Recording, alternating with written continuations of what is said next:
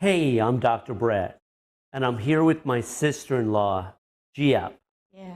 Woraphan is your Thai name, correct? Yes, it is. How are you? I'm good.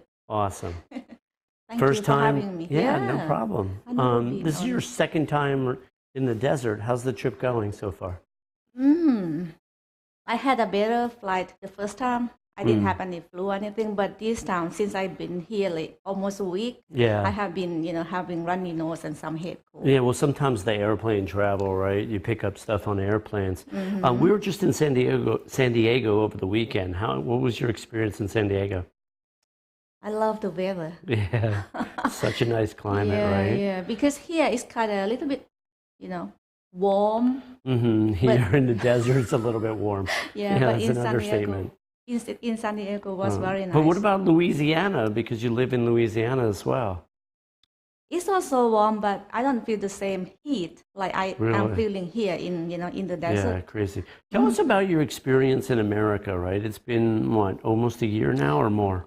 Over a year, because I Okay. moved here in July Okay. 2018, so it's over a year now. And how long were you in Bangkok for prior to moving, to Louisiana? I think, I don't remember exactly, but it's over 10 years in Bangkok. Wow. Yeah, I moved I know there. you're from the south of Thailand, but you lived in Bangkok for a long time. Yeah, I think 10, 15 years. 10, roughly. 15 years. That's Yeah. pretty amazing. Yeah. Is it, have you talked to many people from New York? Because when they're in New York City, they say the city, and then they have this whole experience of New York, and it's almost like the rest of the world is like second-class citizens. Is it like that, coming from Bangkok? You mean coming from Bangkok to here? Or? Yeah, like, coming from a big city, now you're living in a relatively small town in Yeah. Louisiana. It took me a while to get used to the Culture? town. Yeah, the culture, the people. It took me a while, and I'm still like, adjusting, Yeah. from time to time, but it's different. Yeah, I'm sure it is. What's the good? Tell us about the good, the bad, the ugly, the in between. What's the part that you love about America? What's the part that's difficult? I like the way that people here, like open-minded, and like in Thailand, we don't really say hi to a stranger. Sometimes we don't even smile. If you don't really know that person personally. I'm talking about, between Thai people and Thai people. Yeah, you're talking about Thai to Thai. Thai to Thai, right, yeah, but for sure. But here it's very easy, when you walk just like into a shop or something, you can just say hi, good morning or whatever. Nice. I like it. So in general, it's friendlier, but I also think you live in the South, and that also, the South tends to be a little bit friendlier that way. There are parts of the Northeast that aren't as friendly, I'm talking about initially, just to total strangers. Southern Cal here is pretty friendly too. Yeah, that's what I heard, that the South are like more kind of friendlier. And so far, I think that's quite true, Or maybe that's similar to several places in the world, people in the small city, the small towns seem to be a little bit friendlier than people in big cities. Well, big cities anywhere, right? Yeah. And big cities can get lonely. Were you ever lonely in Bangkok? I used to live in Bangkok for, let's say, like 10, 15 years, but then my sister and I, we bought a house, so we moved like To a further away, suburb, and after that, whenever I have to be back in Bangkok just for like a short visit, I'm like, I don't know how I could live here. I mean, Yeah, once you leave the chaos of a massive city, you're like, how do they ever live there before, yeah, right? Like sometimes I felt like I was lost, in Bangkok. Lost in Yeah, Bangkok? like I could Is be that a book there. title? I think that would be a great book, like Lost in Bangkok. Yeah, like I'm not sure. That could be a great movie title too. Lost in Bangkok. it's just so busy, Sometimes when I had to take like a train in the morning, like let's say to see a customer or something, in the morning it was very rushed, very crowded. Oh yeah, there's a craziness And to I'm like, Bangkok. I don't know how I made it years ago, traveling in Bangkok that long, Yeah. Well, that's the other thing about when you get older too, right? I'm not, you I don't look like that terrific, word. but I know. But when you get older, you're like, you look back on your life and you're like, how did I do that, right? Yeah, It's like right. the craziness of big cities, the rush, the hustle. In America, we call that the hustle and bustle. Have you heard that term before? Not really. Yeah, we call it hustle and bustle, the fast pace and all the chaos of a big Right. city. Right. Yeah, Yeah. that's the general terminology for that. I think about people in big city is that sometimes you just have to wear a mask, like I mean mentally, a mask like all the time. Like you have to act like you are cool. You're in a big city. Oh, you got to You're cool. act cooler when you live in a city. That's hilarious. It probably is accurate too. That makes some sense. For some people, I think it's true. Like you sit and you drink coffee from Starbucks, Right. but I don't know. I mean, I don't really see how cool they are, but maybe they feel like they are cool because they are working in a big city. They are working in a sky-rise, buildings and stuff like that. So I don't know. When I lived in Bangkok, I used to occasionally go into a Starbucks. It was like a mile walk, and there was like this little like shopping area, and there were all kinds of really cool restaurants in there, Japanese restaurants, and so on, in this little section where I lived. And the Starbucks was pretty cool. I mean, everybody seemed, like you will be cool. relatively young and You'll be happening. automatically cool as soon as you sit, in Starbucks. In a Starbucks. Isn't that amazing? Anywhere in the world, especially like in a foreign country. For us, I was a Farang, a white Westerner, and and it seemed like a pretty cool crowd, right? Yeah. What about here? Is it cool sitting in Starbucks? I don't know. I'm not so sure. I'm not so sure it's the same. Yeah. But I think Howard Schultz figured it out internationally, and certainly in America, everywhere you go, there's a Starbucks, and they've definitely found a way to get maybe 10 or 20% of all Americans addicted to $4 coffees or $5 lattes or whatever it is. Yeah. Pretty amazing, right? Yeah, As a business model, you see people lined up. It's pretty amazing because when I'm back in Connecticut, there's this Starbucks downtown, and it's pretty fascinating because at like 5:30 or 6 o'clock in the morning, you see like almost a line of addicted human beings, like to their $4 or $5 coffees or espressos or whatever they are. Wow.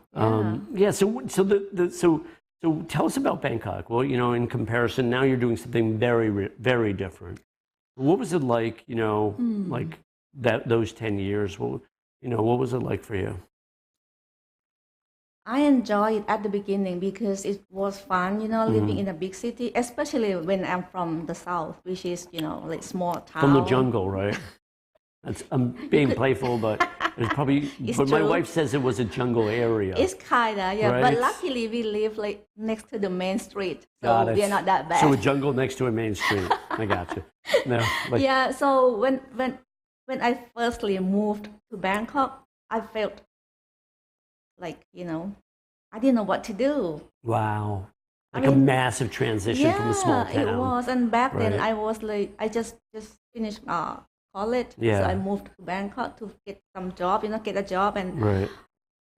everything was tough for me. And I didn't have many friends back then in Bangkok, but after a while, it got better. When I got a job, I got some friends, and it's better. Yeah. Nice. Very cool. What was your first job coming out of school? What was your major in college? I studied business for a bachelor degree, and then I studied English for my first master degree, and then the second one I studied again. Wait, so you have 2 master's degrees? I don't even know. This is great stuff. My sister-in-law's. You visited 3, right? Once in Connecticut. We've spent at least 3 weeks solid together. I mean, like. Right? And I didn't know you had 2 master's degrees. Well, the first master I studied. This is impressive. I studied English because I knew that I loved English. And back then I was not very confident, because I more like learned it by myself. I didn't really have a proper, education in English. So I decided to study master. And then after that, I worked for several years. And then I'm like, I had time and I wanted to do the MBA. So that's why I, decided to So you have an MBA as well? Yeah. Yeah? I mean, this is pretty cool stuff. I had no idea. I thought, because my wife is like, she went to college and everything, and I know she got a business degree, but I'm pretty sure she doesn't have a master's. And now you got 2. And my wife is competitive with you. Like, these sisters are... They're pretty. So I'm actually pretty surprised that she didn't go get a master's or 2 or maybe 3. Because she gets so competitive with you. It's crazy. Well, Like if you're doing something that she's not doing, she's like, I'm going to do that. Right? well, maybe I'll she. apply for that job. That's what she says all the time. She says, I'll apply for that job. I don't know why we are so competitive. I'm like way older than her, so That's yeah. awesome. So the MBA, I assume, the MBA helped you get, a better job. Is that the assumption I'm making here? Is that accurate? Yes and no. I mean, because when I studied MBA because I wanted to know how it's going to be applied to the job. How it's going to be applied to the job. Yeah, I mean, in my bachelor, I also studied like business, but back then I didn't have any work experience, so I just studied from the books. I had no idea how it is in the real world. Yeah. But for the MBA, I had like years of experience already, so I was trying to apply what I have in my head to the books. Right. Totally. So it's more like kind of challenging, and I really learned more from MBA than from my bachelor degree. Yeah, that makes a lot of sense. And was the the master's in English in between? So were you able to apply that as well? Did the learning? How did English help you? Well, the funny thing, I remember when I just studied the master and we had to do the exam. I remember that I was so afraid of making mistakes that when I did the exam, I had to write it down in a blank paper first before I really wrote it down on the real paper, answering paper. Right. I wasn't sure how to make it right. So I'm like, okay, this is my like draft, but time went by and I felt more confident. So, I mean, I could see how much I improved, from the beginning until the end. So it helped a lot because I have been working in the international business for all these years. So that's very cool. It helped a lot, yeah. Do you miss the world of international business? Because I know in America you haven't really had a chance to been stimulated that way, right? To stretch yourself or challenge yourself.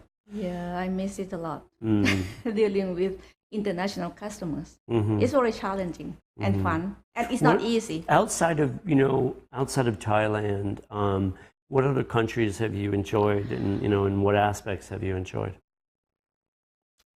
I was so lucky, to travel to many places in the world with the company's money. So not with my own money. They paid you to travel, I get it. No, that's pretty cool. No, that's awesome. I mean, it's always, somehow life seems better when other people pay. I don't know, what is that about? Anyway, no. I actually enjoy paying. I mean, it's weird. Sometimes I'm wired differently. It's like a nice feeling when you pay your own way too. Both are nice. But anyway, I like that feeling too. Yeah. Anyway. I mean, if I could afford the trip myself, then why not? But it's totally. also fun, to travel to see customer, have them like business meeting. And they pay for everything. Yeah, totally. Everything like, have you except been to my Tokyo? shopping. What other cities except your shopping?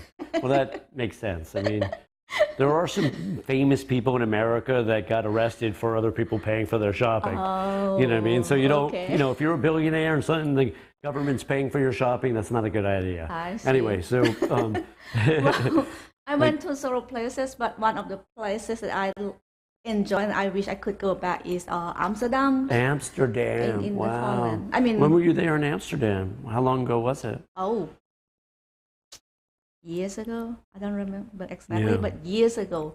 I like the country. I mean, Did it feel? Yeah, it's small, but it's what small, else? Yeah, but the Netherlands, right? But yeah, they are very well developed. People Very well are developed. friendly, and People I don't friendly. have any problem communicating with people. Yeah, that's nice. And I like the way that they use the bicycles all everywhere, the time. right? I love it. Yeah, all through the Netherlands. I'm kind of active Yeah, person, that's so fantastic. I I remember like one time when you were here in March, we went for a hike, and remember like we're with the dogs, so like the three of us are running, the last 100. I always run the last 100 yards, and uphill. Like I don't know why I can't walk uphill. I just run. And then my wife is trying to compete with you. That's what I'm about. I'm trying to ask. Like, do you remember what she did? And she got, she runs out of gas a lot sooner. And I, gave her a hard time because I'm older and you're older, and she's the youngest. Yeah. And the youngest and slowest is just, it doesn't seem right when somebody's the youngest and slowest. It just, just doesn't seem right. Yeah, so maybe that's why that she has to find a competitor, just so it would she'll keep apply for that job. I know. I mean, she'll apply for the fastest job. So Amsterdam was pretty special. What else besides the bikes and the friendly people? What is it about Amsterdam? The scenery. I went there. I think it's April, so it was spring, about to be spring. So the weather was not too cold or too hot for me. Yeah. And I remember seeing like a big field of tulips. Oh, tulips. Tulips, yeah. Yeah, it's so famous for tulips. Very pretty, yeah, very colorful. So it's a really nice. pretty You have city. to go there. Yeah, I've been to Amsterdam. It's just been a long time. Yeah, I was there in college somewhere along the way. You know. So, but yeah, some of the kids I coach, they, a couple of the kids this summer went to Amsterdam, but they a lot of them have different experiences. I don't think you did the pot brownies or anything. Like Amsterdam's sort of known for the weed. Yeah. Oh, yeah. Right? We went. I doubt you did it. Yeah. Yeah. We went to the red district. The red light district. Yeah, the red light district with the window shopping. Yeah, that's pretty famous too. It's very fun. When I was relatively shy back then, like 30 years ago. Oh, I could not imagine I'm like looking in the window, and like one of the women did this, and I took a step back. I was just like, that was just too. It was like too much for me. I wasn't going in. I don't know. It was like at that time HIV had just become sort of pervasive and everything, and so. Right. When they did this, I did that. I was just like, just not, And so it's not gonna. I mean, if you are returning now, you're going with your wife, so it's not gonna happen. No, of course not. I mean, not with my wife. I mean, no, who knows what? Definitely not. It's kind of fun. And I heard that you can just do the weed and everything, like just legally. Yeah, I knew you heard, but you didn't try, did you? No, I didn't think so. No, I like to be. You're a pretty straight arrow. I like to stay. What is that word? In control? Not in control, but I want to be like sober. Is that the word? Sober. Clean. I mean, I want to know sober, what I'm doing. You want to know what you're doing? Yeah. Well, weed affects people differently, so it just depends. I have this really funny story. Years ago, my younger brother made this giant batch of pot brownies, and my dad found them and he had no clue. My parents didn't grow up in that generation, and literally he ate a whole bunch of my younger brother's brownies, and then he wound up on the side of the highway. He had to pull over on the side of the highway because he was having hallucinations and everything, and he didn't know. He thought he was having a heart attack or something, you know what I mean? Because he didn't know what happened to him or why, but he ate a bunch of them and wound up, all messed up, because he didn't know what happened.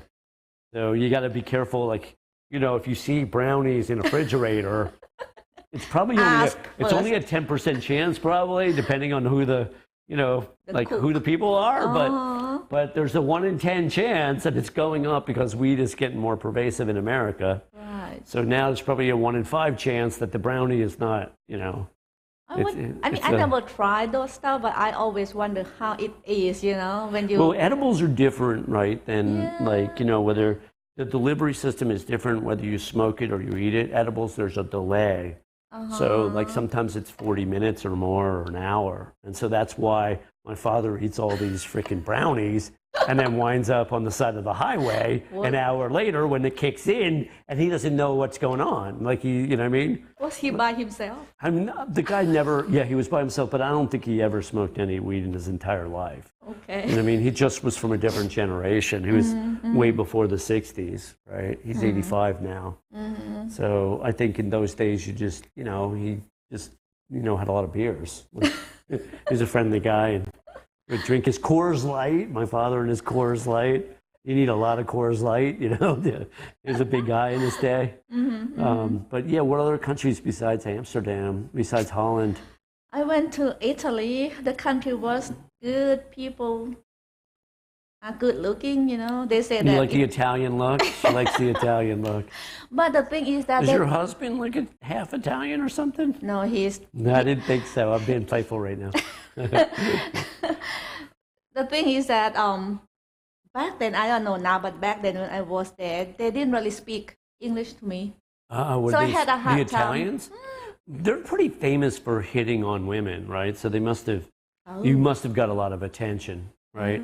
Because it's pretty famous for, pretty well known that when people travel to like places like Rome, especially if they're women and they're not accompanied by men, they're going to get hit on a lot, not a little bit. You didn't have that experience? What? She's disappointed. Yeah, I am. Yeah, you did have that experience. So you're still thinking about Italian men decades later. But I know you like Spanish men too. You like that Spanish look. Is it a European thing? Do you like Europeans? I don't I don't like blonde hair. You're not into blondes. I know. Not really. I know I'm not either. It's not my thing. But Europeans right? Is there something about Europe? Have you been, I also went to some other not as well developed as Europe. Let's say I love India. India? Well, my first... Wow, I've never been to India. Tell us about India. My first overseas trip. Well, I mean, I don't count Malaysia, which is just, Malaysia's right too close border. to be overseas. So I don't really count that one. Yeah, it's basically straight down the peninsula from Thailand. Yeah, so... Right? Especially where you grew up in the south of Thailand. Malaysia's not far at all, right? 4 or 5 hour drive or something. How far a drive is it? Through the border, it's just a few hours, I think. Few hours, yeah, exactly. But also, I remember back then, I had a relative down south, and we can just like walk through the border, and then we are in Malaysia. Just like walk. In the old days, right? Yeah, now, in the old probably, days. I'm not sure about these I doubt days. you can't walk across borders anymore. Maybe not. Right. But well, anyway, I don't count Malaysia, but so I count like India is my first. Your first international trip. experience was India. And my first trip, well, again, I don't remember the year, but first time was like over 10 years ago. Yeah. And it was interesting how the country was back then. So different, right? Yeah, like back then they were not very much developed. Yeah. India, like you could tell just right away when you got to the airport. Which city were you in, or which cities were you in? I went to Mumbai? Or? Yeah, Mumbai, New Delhi. New Delhi, okay. I don't remember now, but a few other cities. Yeah. But back then it was very undeveloped. Yeah. So dirty at times. Is that what you're trying to say? Yeah, like starting from the airport, when you got there, I was a little bit scared. Yeah. But I mean, I was with my coworker still. Still, when you looked at people and there were lots of kids begging you for money. Oh, there were a lot of beggars in the streets beggars, and stuff. Yeah. Yeah, but then when I came back, I was like, it was not too bad. It was interesting. I could not really say that I like it that much back then. But then a few years later, I went there again, and I could see how much they developed or changed. Like exactly. Over years, Yeah, like again, starting from the airport, the same airport, you could see like immediately how it changed. Yeah.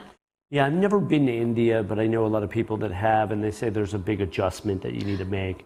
There's a certain amount of acceptance that you need to do in order to fully appreciate or enjoy India.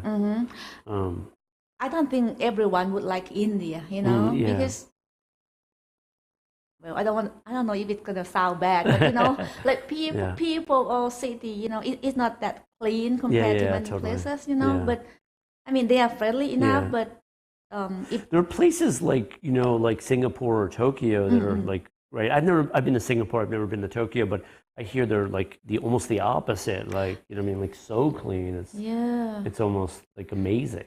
Yeah, like in India, you would see cows. Walking on the street. Yeah, that's a little different. But when I was in Bangkok and I saw dogs looking both ways to cross the street, I was shocked. I mean, the first time I was in Bangkok, I'm looking at these dogs going. They looked right, and they looked left, and they looked right, and then they crossed the street. And then I realized that genetically they were generational, and they learned how to survive the streets by looking into traffic the way a human would. Like in America, we don't, you have to, we keep our dog on a leash all the time because she'll just dart across the street and get hit by a car. In Bangkok, these dogs were literally looking, like culture, that stuff like that is truly amazing when you have an experience in a different culture that is so shockingly different. A dog looking both directions, I've never seen in America, ever. Nothing close. Okay, I have to pay more attention to the dog. No, than you in don't pay attention. Thailand. I'm a dog person. Yeah, so, yeah. Well, your sister now is becoming a huge dog person that she's met me. But prior to that, she was, like, it was as if it was a cow in India or something. No, right? I think maybe I'm used to seeing a dog doing that maybe, so I never really realized. So you're just so used to it. She's used to a dog looking both ways across the street. Like we're here in America, and I swear I've never seen anything close. So that's pretty fascinating. What do cats do in Bangkok? If dogs look both ways, what do cats do? Do they take out a spoon? Because because Thai people eat with a spoon instead of a fork, right? I lived in China, so I do the chopstick thing. But I'm playful about Thai culture. Everybody eats with a spoon, which is something I did not adjust to. I just I don't know. I like the chopsticks over a spoon. I'm not good with chopsticks myself. You're not. I can't control it. How could you? But there's so many Thai Chinese, and there's so many Chinese, there's so much influence of China in Bangkok. Chinatown in Bangkok is that's nuts. I mean, I haven't been to Chinatown in New York in a long time, so I don't remember it as well. But Chinatown in Bangkok there was 8 million things going on in one little square block. I mean, there was so much chaos, and it all sort of somehow worked. The flow, talking about hustle and bustle, it was like on steroids, times 1,000. I was in shock just how much activity, the Chinatown was in Bangkok. That was craziness. We did 2-3 hours. We were looking for some herbs at the time, and the people that I lived with it was like a whole group of us. They were going to take care of me, the Farang or whatever, the white Westerner, and there was 5 or 6 of us, and we made it through these streets. And I'm the only one. I would stop occasionally and buy some of the pomegranate juices and things, because to me it was so fascinating. There was probably 8,000 choices in 400 yards, and maybe 4,000 choices in 100 yards. I was like, you cannot have more choice. It was shocking how much choice there was for food and variety and change and buying things. And it was, you could see how, It's fun, isn't it? Yeah, I mean, but also we did 3 hours, and I was so grateful when we got back, because I was just it was an overwhelming amount of activity. Yeah, and now you're in this little small town.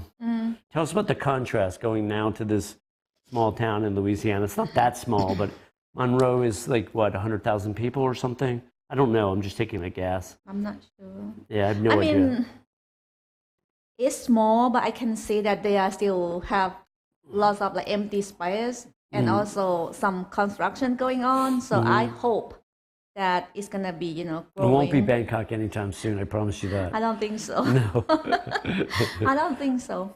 But I mean, it's small, yes. But one thing that I like so far is that you can go anywhere in town just by 5 or 10 minutes drive. Yeah, totally. Which you could not do that for sure in Bangkok. You can't drive really. I mean, it's just craziness. If you forgot something at home, you just have to leave it home and get back to it another day or something. That is so true. Here it's back in Monroe, it's whatever happened, I can just always go back home and get it, done. I had a conversation with a woman who lived in Jakarta for a while, and she said that the traffic in Jakarta was Why is that? In Indonesia, the capital of Jakarta, Indonesia. okay. Yeah, Okay. totally. She said that the traffic there made Bangkok look like I was there nothing. once, and it was so busy, super busy in Yeah, Jakarta. the craziness of some cities is just, it's not for everyone.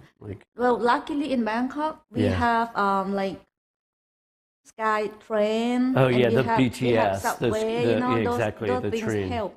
Yeah. But in Jakarta, they don't have that.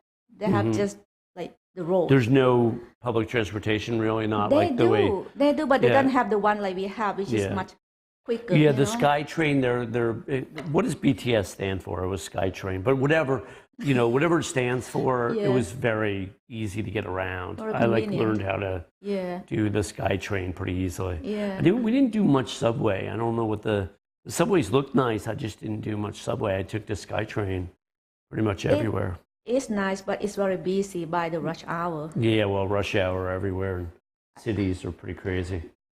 Have you spent any time in New York? A little bit? In New York? Yeah. No, I just went there with your wife once. With my wife? Yeah. How was it? It was fun. I mean, Did you guys do the Christmas tree? In December? Did you guys go? you mean When did you go? Like in November? When were you in? here in the US or when? Yeah, when was that? Was that October, November? What When time I- of year was it you went to New York? October. October, that's right. When you came to visit us in Connecticut. Yeah. So it was a year ago in October. Yeah, because I don't think they put my wife always talks about the Christmas tree at Rockefeller Plaza in New York and how she wants to go back to New York in December. And like it's, because I'm just not a cold weather guy anymore. But she talks about it, she's a lot like my Jewish mother, right? She brings things up like 4 or 5 times or 6 or 8 until I finally go, okay, well, we'll go see the Christmas tree again, or I don't know. If it's not happening, you just have to bear with it, hearing her saying that repeatedly over and over. Is that effective with you or not really? That style? Does you guys lived together for a while. Was it effective? I just ignore her. Oh, you ignore. It's harder when you're married. It's your sister. You're an older sister. I'm married. It's hard to. It's different. Plus, I try. I work hard not to ignore anyone. You see the way I am with our dog, right, Jupiter. I'm like so interactive, right? Yeah. Like that. Because our father was, meant well, but he pretty much ignored us. So the 3 of us, there's 3 brothers, right? We do pretty much the opposite around people.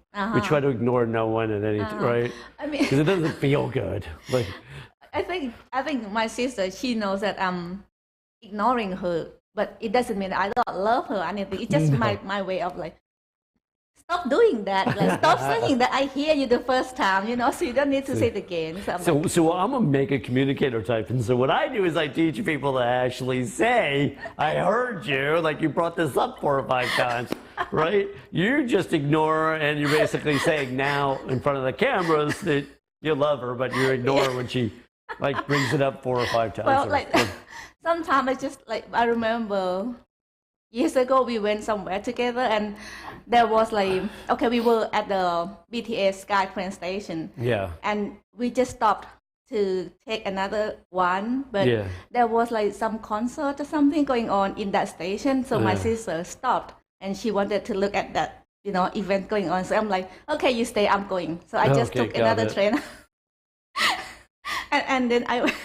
It's funny because I say to her all the time, you can go, babes, no problem.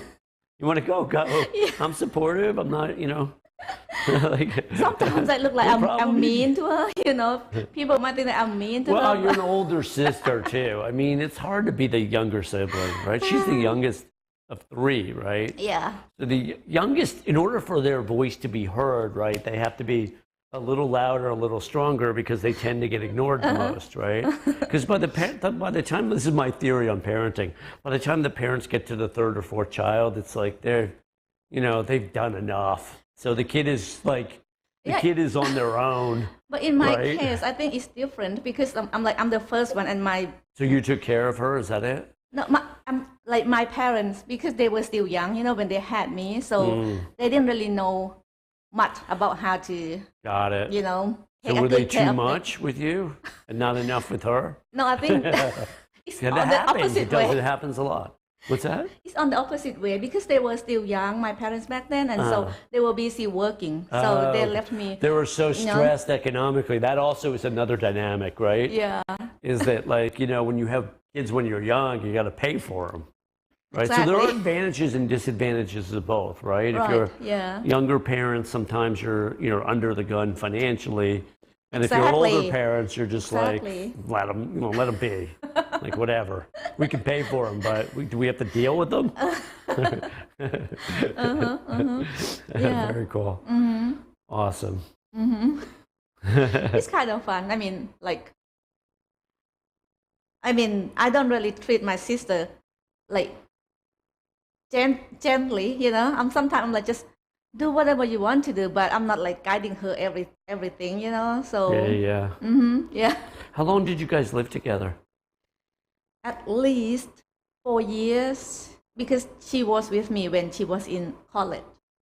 Got it. So at least 4 years, I think. Yeah, and I remember because I was working already then in a company, so like every day she called me. She called me, you know. She like, called you every day every day. when she was in college? Yeah. Oh, that's hilarious. Yeah. What like, was the topic? What, you know? No, just like. Oh, just to connect with her chit-chat, older yeah, sister. Oh, that's sweet. Yeah. See, I married her. That's sweet. Yeah. That's very cool. Yeah. Did you call her if she didn't call you? Not really. Not really. Yeah. Yeah, no, she's pretty good. You know, when I first met her in Bangkok, she was very good that way. I like the engaging thing, and because I'm older, I say that, you know, you can develop more poise as you get older, so you're not as bothered by, you know, a younger guy might get scared if a girl like called every day or something, or was so responsive. But I loved it. You know, she would just get back to me right away, and you know, to me, it's a pretty high skill set. Is it true that when we get older, we seem to care less about what other people think about us? That's a really good question. Do we care less about what other people think about us as we age? Well, I can tell you this. You know, when you see a lot of like 70 or 80 or 90-year-olds, they don't seem to care at all, right? It's like they're like, you know, when they get really old, then they're just like, you know, my parents, when the older they got, you know, not just my parents, I've seen this dynamic a lot. It's like things like dirt didn't seem to matter, or, you know, cleaning or something. They just sort of let go, you know, of things like that. And then my mom, especially, she definitely would, you know, moved in that direction. You know, I've seen that dynamic a lot. Yeah. So I think, you know, and I think it's smarter. One of the things, I guide a lot of kids, right? I mentor and coach a lot of adolescent athletes, but a lot of adolescents too. And I teach them to be less hung up about the expectations of others, and to sort of develop and trust your own intuition, and to follow your own instincts and your own path, because a lot of times we get off path in life when we're so worried about approval or acceptance outside of ourselves. And it's a common thing, because think about a little kid. A little kid has to get, you know, they're learning right and wrong from their parents' influence, like what's right and what's not. You know, so to a certain extent, we're hooked in automatically for approval and acceptance. But if we want to become happy, we better figure out who we are and what we're about and what we really want, and not just accept other people's values or other people's beliefs, because a lot of times that's a formula for unhappiness. It's not really our essence, right? Like, because you have been like coaching lots of kids, so I'm wondering, like, do you have any grown-up people that you have to coach? Lots and lots and lots. Yeah, no, I coach a lot of adults too. It's just probably maybe, you know, a half to 2/3 of the kids that I guide and mentor and coach are between 15 and 25. And then I work with a lot of business people. I like business people. I like entrepreneurs. I like people that run their own show in life. And then I've coached a fair amount of executives, probably hundreds over the years. You know, but the executives I've coached tend to be a little bit more creative or out of the box. They're not so traditional. Yeah, right. Because like I'm curious, like, I don't know any executive in person, you know, but for me it looks like they're almost perfect. Oh no, no. Which I know is not true, but no, so I'm wondering, like, what kind of you know coach that you have to, you know. Well, I mean, look, I mean, there's a lot of stress and pressure. If you're climbing a corporate ladder, which is like a giant pyramid, right? It's a struggle, right? Yeah. And every step along the way, whether it's the people that are above you that either, you know, don't want you to get ahead or succeed, or like, let's just say, for example, a giant law firm with 1,000 lawyers might have, you know, 300 partners, but those partners have different degrees of what they call equity, right? Some are what they call contract partners, and some are equity partners. And in order to make equity, to share the pie of all this freaking profits, it's a lot of stress and a lot of pressure, and you have to actually develop your own business now. It's not an automatic thing. So you have to develop your own skill sets around bringing in clients. So you can't just work hard and grind. You actually have to have really strong client relationship skills, and you have to jockey and maneuver politically inside an organization that is aggressive about keeping the sort of the pot to themselves, right? Let's just say there's $10 million of profit. Well, if there's 10 partners splitting that, then let's just say they get roughly $1 million each. In reality, there are divisions even amongst those partners. So some are going to share a much higher percentage than others. And so the whole hierarchy in the organization tends to be pretty intense and pretty cutthroat, and also, you know, prone to insecurity, right? Because one senior partner can have a lot of influence. Right. So, and that's just like a law firm, but then there's giant accounting firms, and then there's corporations. Wow. And so I've coached people in these giant companies that are sort of jockeying for position, so to speak, and trying to figure out how to either share more of the profits or rise in an organization. And then they have to deal with all these political cross currents. And then sometimes you deal with bosses or colleagues that are, you know, either nasty or sociopathic. Like sociopathic meaning they have no, you know, they have no real conscience. They'll do anything they can to get ahead. Oh. And most organizations have some of those people. Right. So it gets really, really difficult and tricky. And so someone like me, a mentor, guide, coach, is going to help them figure out all those cross currents and dynamics, and helpfully save them a fair amount of suffering, and maybe help them make decisions about, you know, do they want to stay in that organization? Do they want to jump ship? And if they do, where do they want to go? Do they want to go out on their own? Or do they want to stay in a big organization? Do they want to fight their way to the top? Or is it, you know, is it worth it? Is it not? Because there's a happiness quotient too, right? And so sometimes, you know, people get to a place in their life where the money isn't as important as well-being or happiness. And a lot of times when you're young and you're fighting your way to make it, like you're not oriented towards happiness. Right. And as you get older, you start to consider other things, as some of your friends drop dead, you know. Like if you're in your 30s or 40s, you know, there's a decent chance you'll know somebody that just dropped. If you're in your 50s, you'll definitely know people that suddenly, they just die. Heart attack, car accident, whatever it is. Scary. So as you age, you start to see that, and sometimes that causes a reevaluation of who you are and what you're about and what you really want.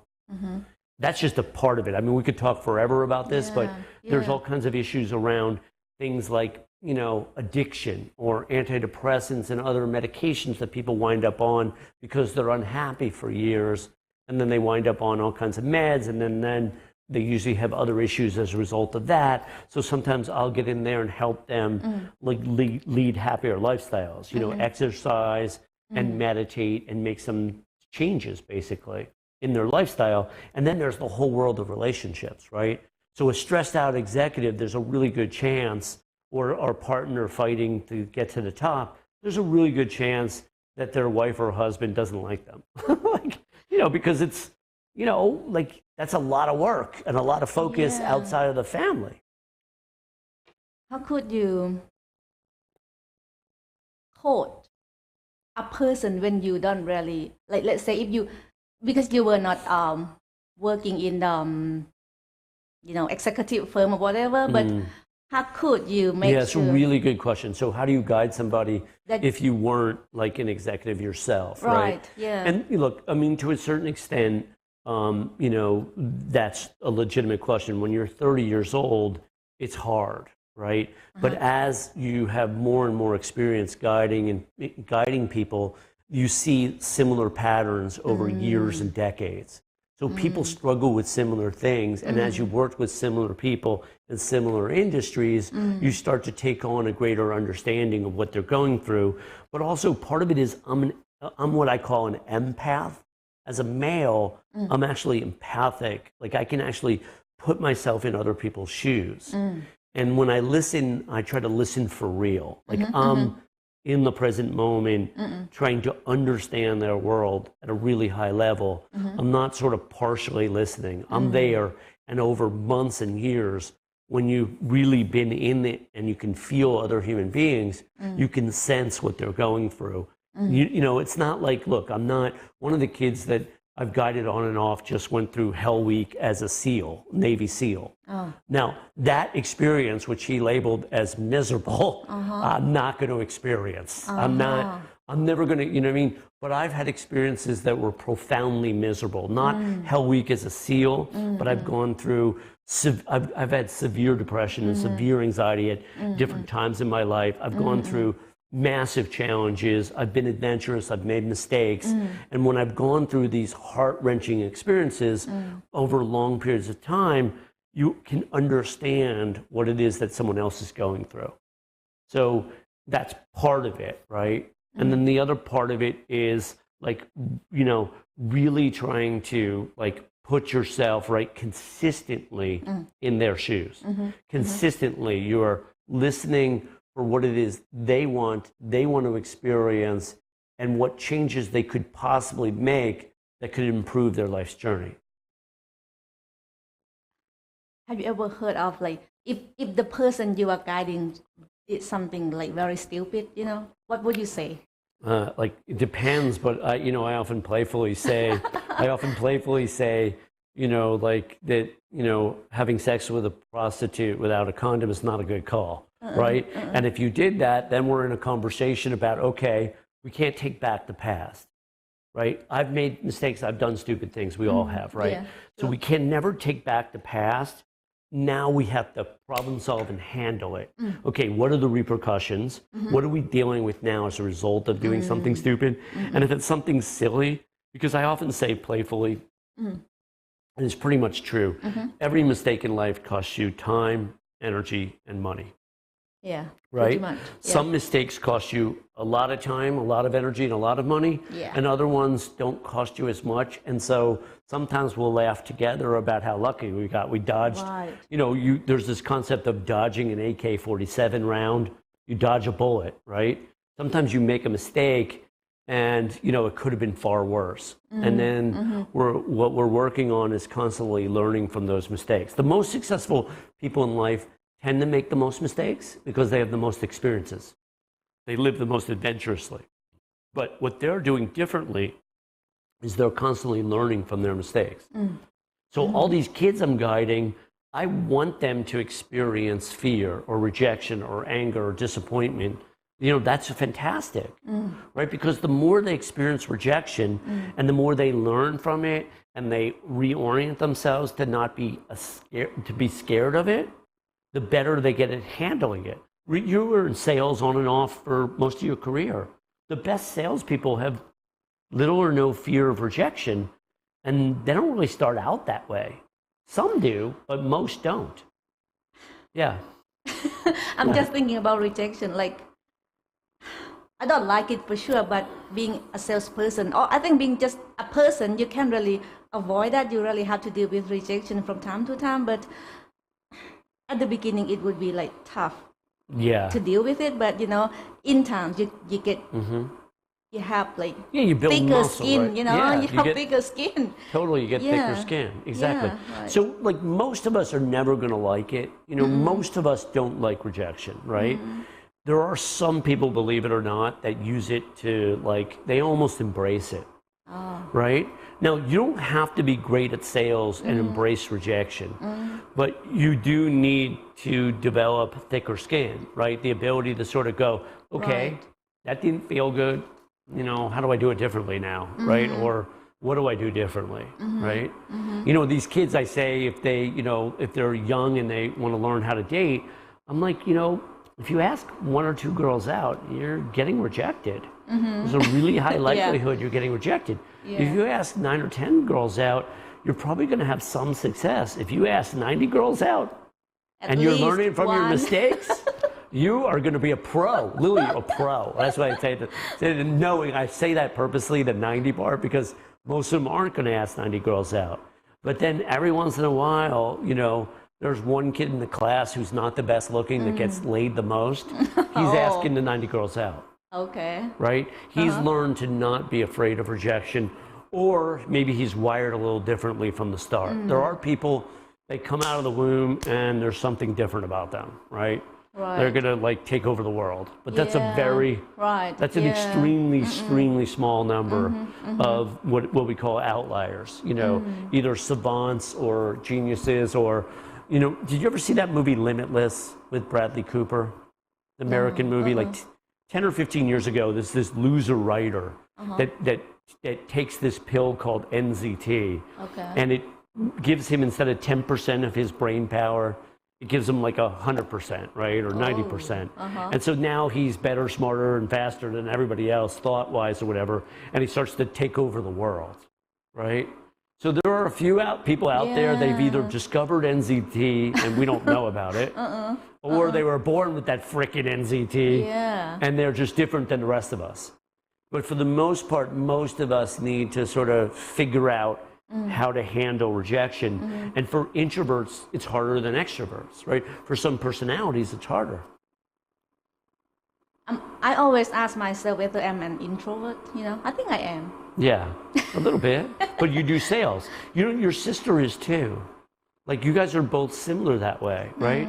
You guys both do sales, and yet, you know, you're pushing yourselves, which is amazing. But you like your downtime, your alone time. Yeah, but I heard that, I don't remember the word now, but there is another type in between introvert and extrovert. There is the other one in between. Have you ever heard of that? A neutralvert? No. I've never heard of that one. I read it from somewhere, but I don't remember. A continuum, right? It's like you are like kind of in between, you know. Well, that's fascinating. Can you send me the article? A middlevert. No, I, you know, it's possible. I mean, ambivert? Maybe. Huh, interesting. So anyway, yeah, so there's a middle category. Well, I say, because I'm an identical twin, and my brother was this crazy triple alpha, you know, dominating, like, you know, like ridiculously, you know, sales-oriented dominating character, right? You know, that I was shy as a kid. And then I sort of developed myself. And so I look back on my life and I say I was an introvert that became more and more extroverted. And now I'm definitely an extrovert. So maybe there's you know, this in-between category. It's like a cocoon or whatever, where a caterpillar, you become like a moth, or I can see and one day you fly away. Yeah. I think introvert can be, I mean, I'm an introvert, I think. But still, because I'm a salesperson, so I have to do what I have to do, you know? So. Yeah. I mean, look, I playfully say that, you know what I mean, that like, you know, some people they're just not meant to sell, right? They're not wired that way. It's cool that they work in a library, they're a librarian or something, right?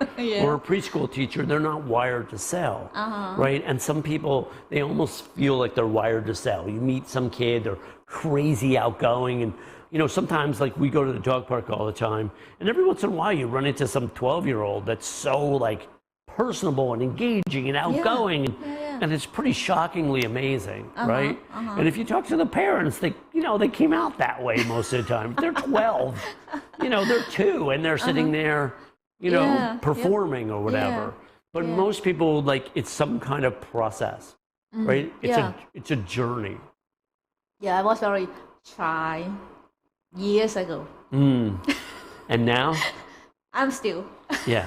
But in Thai, though, are you much less shy than you are in America? The English is your second language. So are you different in Thai?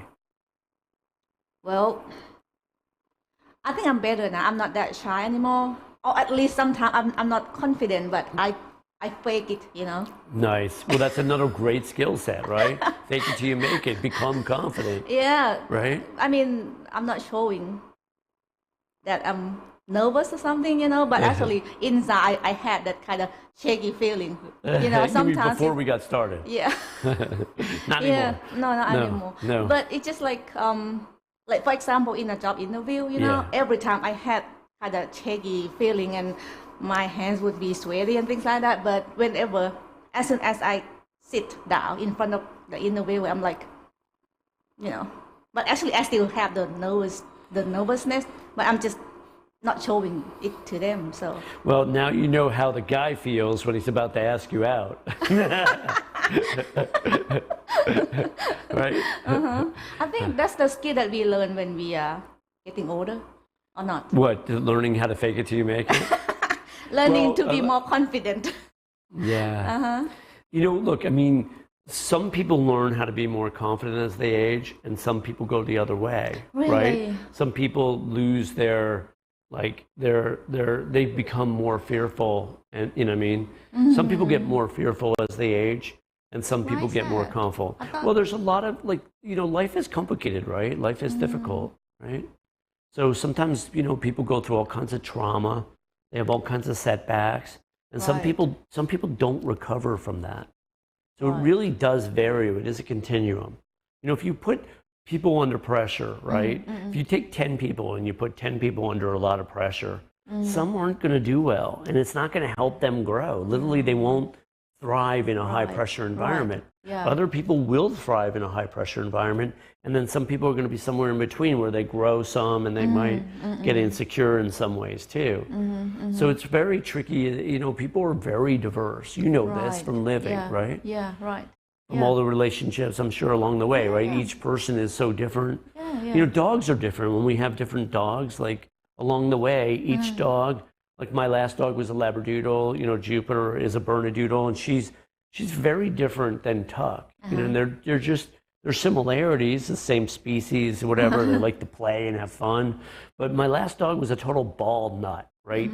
Anything with a ball, and he was a freak, right? Oh, Freak. really? Oh yeah. Like his focus for a ball was like probably the way, most major league athletes are. Like, what I mean? It was like hyper focus for a ball. I would just put my hand behind my back from 50 yards away, and he would sit because I taught him to do that. And so we'd be at a dog park and people would be like in shock. And then he would start to creep because it's so different, because his focus from 50 yards would be full on. And then he would start to creep up, and then I would go like this. And then he would just sit there and wait patiently. And then I would use this chuck it, which is like this little plastic device to throw the ball a lot further. And then he would take off after that thing, full speed, bring it back to me, drop it, and then we would go, then I would fake throwing it. He'd run out 50 feet or 50 yards. Poor guy. I'd put it behind my back. He would sit again, and then we'd go back through the whole dance again, and people would be like, wow, I mean, like, who is this guy, right? The dog, who is this guy? And with Jupiter, I could probably teach her to do, she does some ball stuff, but she's not, she likes throwing herself on humans and throwing herself on other dogs. Yeah. Right? She's just I a saw physical, that. which is a perfect fit, right? Because like I'm married now, I need like, I need to, Is it because of the different breeds, or because just different personality? yeah, so it's a combination, right? Different breeds, different personality. We started off talking about culture, right? Cultures are different, right?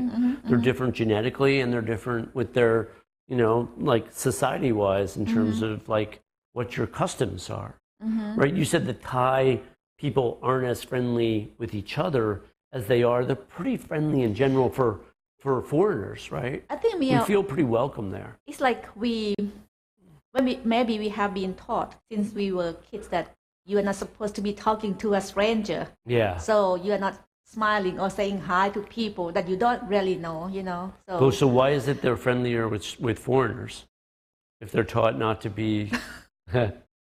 Yeah, exactly. I don't know why, but yeah. Why is that? What does your gut say? Maybe because foreigners are, Friendlier too? yeah, like if you smile, then how could I not smile back? Yeah. But if you walk like, Oh, I see. And so the foreigners are constantly smiling at the pretty Thai women? Is that how it works? I'm not saying I did any of that. no, right? you don't do that. Yeah, I heard that smiling is contagious. Yes, it is. So- Well, Thai smile, right?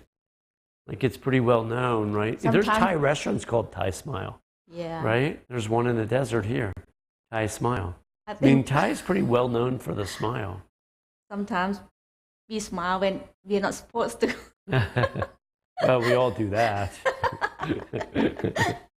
So I don't know if it's good or But bad. it is true. It's smiling. There's this technique in it's sort of like a mindfulness practice where if you intentionally put a smile on your face, you can just hold like a half smile or something. It's pretty hard to stay in a down mood. Yeah. So if you're it actually is a pretty effective technique. So, and sometimes I'll use it as an athlete. If I feel like I'm nervous, I'll put a dumb half smile on my face because it's harder to stay nervous when you have a smile on your face. Maybe the muscle on your face. Yeah, well, the face has got hundreds of different muscles in it. So maybe, there's something. I don't know the physiology of that. We'll have to look that up at some point. But it's pretty amazing. Smiles aren't just contagious. They are, for sure. Yawns are contagious, but they also have that value, right, of lifting our mood, right? When you're smiling, you're fake it till you make it. That technique actually has value, as opposed to slumping your shoulders, putting your head down. When your posture sinks, it's really hard. It's really easy to beat yourself up, right? If you catch yourself with your head down and you're mindful enough to notice that, then you can pull yourself out of your head. Right? If you just puff your chest up and put a dumb smile on your face, you're probably funny. Thoughts are going to be less negative, or they might even shift to being more positive. So it's interesting, right? Yeah. I don't know how we got here, but psychology and coaching, somehow I always bring it around, right? What is the most valuable thing you learned from your doctoral degree? One of the things I say, she's asking me what's the most valuable thing I learned from my doctoral degree. One of the things I say playfully, and it might have changed since the 90s when I got a doctorate in psychology, is they didn't teach happiness in grad school. We didn't learn how to become happy ourselves as a grad student. We learned psychopathology. We learned to understand, anxiety, depression, mental illness, all kinds of valuable things.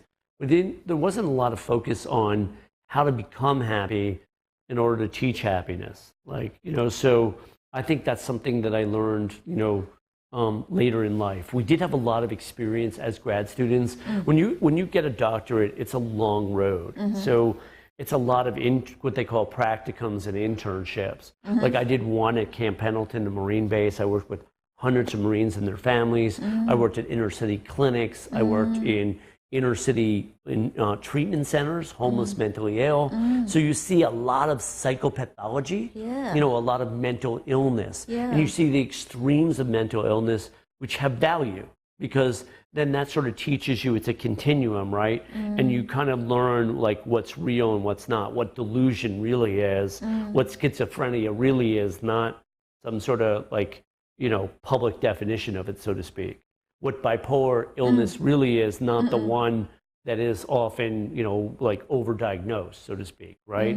So there's a lot of value in being a grad student and doing all these internships and having all this experience. But it doesn't teach you how to learn how to build a business, right? And it doesn't teach you necessarily, at least back then, how to be happy. And so those are two things I had to learn on my own, right?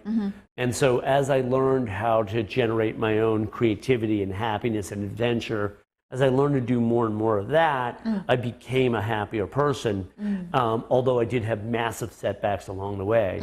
And then I learned how to build a business by going out there and networking and meeting people. Today, people use the internet, but back when I built my first business in psychology, I just met hundreds and hundreds of people, and some of those people, I remember one psychiatrist, he probably made $500,000 a year, and I'm making nothing, and I'm treating him for lunch, right? When I would go to network, right? And so, when I look back on some of these experiences, I was pretty young and naive, but I had a lot of chutzpah, right? The ability to sort of hustle. And then when I got sick 11, 12 years ago and lost my business and I had to start over, a couple years after that experience, I went out there and just, again, met hundreds and hundreds and hundreds of people. And so that experience of networking, being present, being creative interpersonally, that's invaluable, and that's not going to be taught in most graduate programs. And I think that experience, those kinds of experiences make you a better clinician because, again, you've done it yourself. So I've been in all kinds of business situations. So I might not, have been, in a boardroom like one of the executives I'm working with or whatever, but I've been in all kinds of business situations myself. And the more the more experiences you have, the better, again, if you're learning from those experiences. Right. Do you still remember why or what made you, studying in psychology? Do I still remember why? Because I'm like 24. What's fascinating is making decisions in your early 20s about your career, your life, is is problematic, right? In my case, it was a pretty good fit, meaning I was always curious, interested in people, curious as to why. A fair amount of people that go into psychology, they are genuinely interested in people or curious about people. Not all. Some are not. I've met psychologists that don't like people. I've met plenty of those. They're out there, right? But I was one that was always sort of fascinated by, human behavior, like why people do things. I also liked science. My twin brother and I were really strong math science as kids. So we really liked the science piece. My mom had a PhD in counseling, and so there was a positive influence that way. Yeah, I think but I wasn't going to follow my mother's footsteps, so to speak. Really, I was an economics double and psychology double major, and I worked in business for a couple of years first. So it took me a little while to sort of figure it out. But ultimately, when I was in New York City working in business, it felt empty. There was an emptiness to it that I couldn't fight. In other words, I was never wired to just seek money for success. I was wired to try to connect with people and make a difference. And so if you're wired to connect with people and make a difference, what fields are you going into, right? Psychology, social work, teaching, right? So I was more oriented towards fields that are more people teaching oriented. I probably could have done sales or if I really had to or wanted to. But again, when you get into things like selling products, it always felt empty, right? Because it wasn't whose product was that. When you get older and you write a book, then it's your product and you have some, you got a lot of skin in the game, right? But if you're selling some widget for somebody that wants to live in a bigger house, it just, it wasn't inspiring. I see. Yeah. But if if you were not a psychologist, what would I wind up being? Yeah. That's a great question. Some kind of entrepreneur, a business builder. My twin brother and I, when we were young, my parents, we didn't grow up with money, and my dad was a small town podiatrist, and I always say that, he made less than most plumbers because he just wasn't materialistic, didn't care about money, didn't care about marketing. He didn't care about any of that. And so my mom was a school teacher for a while, just like a Sunday school teacher, and she would save up money, and we would go away once a year at Christmas time to a Caribbean island. And my twin brother and I would build sandcastles the whole week. We would just build on the beach. We'd build these castles. And then when we got older, we had our own minnow business where we sold these little bait fish. 7, 8, 9 years old, we were selling little bait fish. And then when we were in college, we had our own painting business. It was called B&B Painters. We had our own, my brother Bill, right? Bill and Brett, right? We had our own painting business. And so we were always sort of building and creating that way. So what would I do, if I had different kind of mentoring? I would be in some kind of business, but something that was meaningful, right? Because for me, everything has to have some meaning. It's just, some people can sell things that they don't care about. For me, that's torture. I don't want to promote or sell anything that doesn't have meaning. And meaning in my world is deeper. Usually it's related to people, right? And to somehow having a positive influence on their life. But you are doing great with what you are doing, so that's not going to happen. No, thankfully. Thankfully, we're past those days. Although I often playfully say you can wake up on a Monday morning, no matter how successful you are, and feel totally scared of your own shadow and wonder how you got anywhere in life, right? That can happen. Like it's amazingly complex being human, right? Your diet, like all these things can affect your mood. Yeah. The planets, who knows, right? It's hard to say. Yeah, it's like some day I wake up feeling great, but someday I'm like, yeah, some days you wake up and you're like, where's my confidence? As if it's outside yourself. Yeah. Right? Like, where'd it go? Who took it? And then you got to just sort of like find a way to sort of work your way through that, you know. And then some people deal with heavy depression. And when you go through depression, that's rough because it becomes biochemical and you can lose your confidence and your self-esteem for months or years. Some people lose it and never recover. But how could you tell that someone is having a depression or someone is just, you know, feeling unwell for today and he might get better later on? I mean, the depression, how could you define it, you know? Because well, there's a clinical way of defining it, meaning you show certain symptoms like hopelessness and helplessness and worthlessness, and you have difficulties with your mood and your appetite and your sleep. If that goes on for more than 2 weeks, that can be called a major depressive episode. Then there's other forms of depression like dysthymia that are low levels of it for 2 years or more. So it gets complicated in terms of the diagnosing of it. see. So there is a way to sort of, like, as a clinician, you can understand. You get, you know, when you've had decades of experience, you can get a pretty strong sense right away what your clients or potential clients are going through, right? And you can fairly accurately diagnose their symptoms, right, based on their symptoms. So there is a way of diagnosing and treating depression. That's like what psychologists do. I see. But a lot of people, what you're talking about is, you know, and what we're playfully talking about is how some days you can just wake up and you're off. Yeah. And it could be not enough sleep, too much partying, you know what I mean? Or maybe, you know, something negative is coming and you're not even aware of it, like a breakup or, you know, loss in the stock market or whatever. There are things that can affect you that you're not even fully aware of until they actually play out. You know, because we have a sense sometimes of, it's called foreboding, the English word. Yeah. A sense of something negative happening in the future. And we can actually get that sense. And the key is to sort of figure out how to like honor that, to pay attention. Like if you're, like for instance, you're in Louisiana and, you know, you're in between jobs and everything. If this goes on for a while, your intuition and your instinct can tell you whether it's a fit or not. No matter how good your relationship is, that piece has to fit too, right? For some people, right? Depending on how you're wired. Some people need the stimulation of a career and a relationship. Other people, it's less important, right? One is more important than the other. And that's a whole continuum. Yeah. Like, well, for now I'm in between job, but I work for a company like for 3 months. And as I told my sister, I was not happy about it.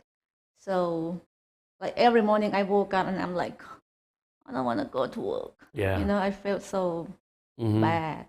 And the more that continues, if you don't change it, then you're going to struggle. And unfortunately, what a lot of people do is they go to a doctor and then they get put on a medicine, an antidepressant or something, and then they don't make the change that they need to make, right? Because it picks you up enough that you can sort of struggle through another day, another week, another month.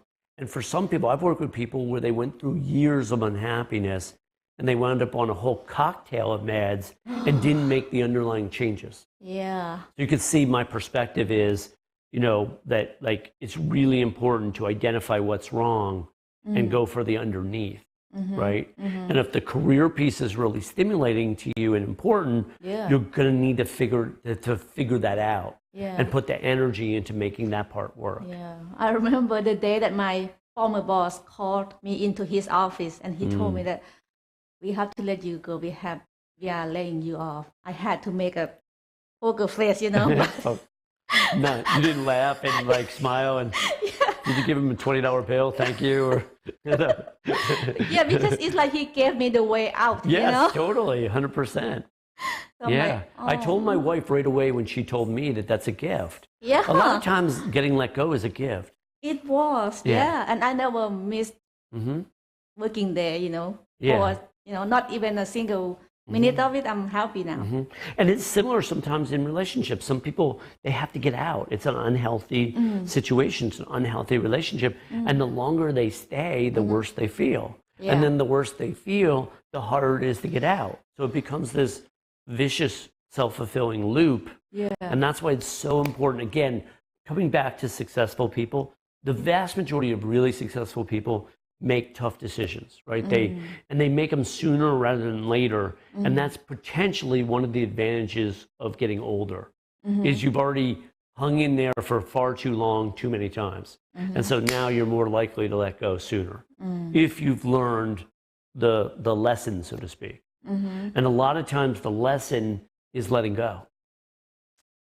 It's not easy. No, no, it's never easy. Yeah. I got a friend who just got married like in December last year.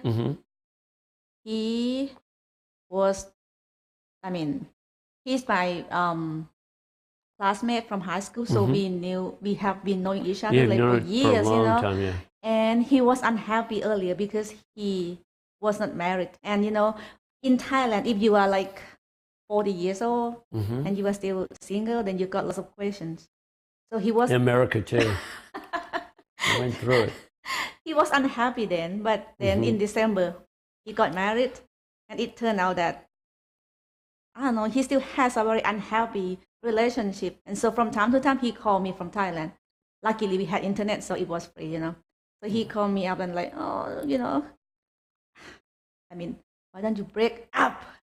How long did it take you to help him potentially break up with her? It's not gonna happen. Yeah. Yeah. So he's stuck. And so when people get stuck like that, because a lot of times I get hired to help people get unstuck, right? And the job takes a tremendous amount of patience, right? Because you're guiding people to make a tough decision sometimes or often. And that requires, the tough decisions are scary for people, right? Leaving this relationship for whatever reason, whether he's afraid of being a failure or he's afraid of hurting somebody or hurting himself, whatever it is that's underlying, usually it's fear, right, has got him stuck. And so he's immobilized in fear. And the longer you stay in these situations, the more likely you are to get unhappy, and the more you're likely to turn to like drugs or something or alcohol, and then you wind up in worse shape. Yeah. Right? When a lot of times making that tough decision is invaluable. And you could see trying to lead him to that process is not easy. No. And every time, the thing is, every time he called me, he is already drunk. Oh, he's calling you. Yeah, so he's, yeah. So he would just keep saying, you know, the same thing over and repeatedly. over. Yeah. Sometimes I listen and try to, you know, but sometimes I'm like, oh. When my wife goes through this with her Thai clients with the astrology and the tarot card reading, and I'm teaching her how to life coach, I have her ask that question, what are you afraid of? Over and over and over again. It's a really good question. What are you afraid of? Because when people can get in touch and identify their fear, often that's the first step in getting out. They have to know what they're most scared of. What are you most scared of here, right? Yeah. Is it starting over? Is it failure? Is it being alone, right? There's always, right? Is it economics, right? These are sort of the big four or whatever, right? But a lot of times it's a combination of all of those or something else. Yeah. Judgment, right? Like can be judgment. Yeah, that's another thing. Self-judgment, judgment from others. And so people wind up staying stuck. And the hard part is that, or the bummer part of it is their life is going by. Right. So one of the arguments I make when someone's older and they're stuck, I'm like, how much life do you have left here? Is this how you want to live it? Stuck in a relationship where you're miserable? Yeah. And even in that process, it can take months to years, right? Because there are like self-help gurus that sometimes you see on TV, and they claim they fixed a marriage in 7 minutes or whatever they did. But the reality often is when someone makes that decision, it might have been 7 years to get to that decision before they're on stage with somebody and supposedly made it, right? It's a process. In other words, it's very rarely overnight. Because if it is overnight, sometimes people then, when they're not on camera, backtrack. and they take the person back and we don't freaking know it, right? And so in psychology, a lot of us have learned that, right? Just because someone broke up with somebody doesn't mean a week later when you talk to them, there's no guarantee they're broken up. And so when you've been through that one 700 times, you know that even when someone says it's over, it's not always over. And we also know it from our own lives, right? And so one of the things that happened to me as I got older, part of the reason that I met your sister is I got tougher and tougher about when it was over, it was over. I was clear about why. And, you know, and then I was able to get myself to a place where I was okay being alone. I wasn't afraid of getting hurt. I put myself in a really good place to meet a life partner when I had little or no fear, right? And I think that's sort of the key, is to help people get to a place where they have very little fear. You know, almost everybody has some fear, even Navy SEALs, right? It doesn't matter who you are, there is fear there somewhere. Yeah. Yep. Awesome. Great discussion. Thanks so much. Really fun. I'm Dr. Brett. I'm P. Jeff. Very cool.